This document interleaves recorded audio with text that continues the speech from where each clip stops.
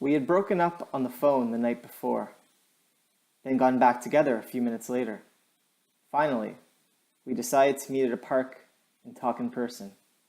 I hadn't slept. I stared at her texts. "Baby, be there in 15 minutes. Can't wait to kiss you. Will you let me?" I didn't know. There was a child-sized roar, and I looked up from my phone. A pretty mother about my age was carrying her daughter over her shoulder. The girl was clutching a toy Tyrannosaurus Rex and roaring with glee. Meanwhile, standing under a big tree, a group of middle-aged Chinese women were immersed in aerobics. Deeper in the park, 2 youth baseball teams were cheering on their teammates and kicking up clouds of dust.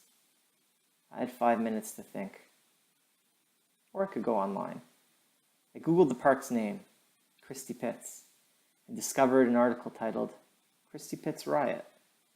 It was about a youth baseball game that took place in the park in 1933. One of the teams was Jewish. Near the end of the game, a few adults in the stands had unfurled a white sheet with a black swastika. The next day, a Toronto Star reporter wrote, "Heads were open, eyes blackened, and bodies thumped and battered as persons young or old, many of them non-combatant spectators, were injured more or less seriously by a variety of ugly weapons in the hands of wild-eyed and irresponsible young hoodlums, both Jewish and Gentile. Italians joined in the fighting on the side of the Jews. An estimated 10,000 people were involved." I looked up from my screen at the baseball diamond. The Nazis were gone. A Canadian flag on a pole behind home plate shrugged.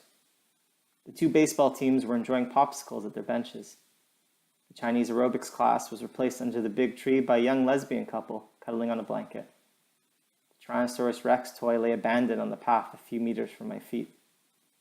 Isn't the passage of time fascinating?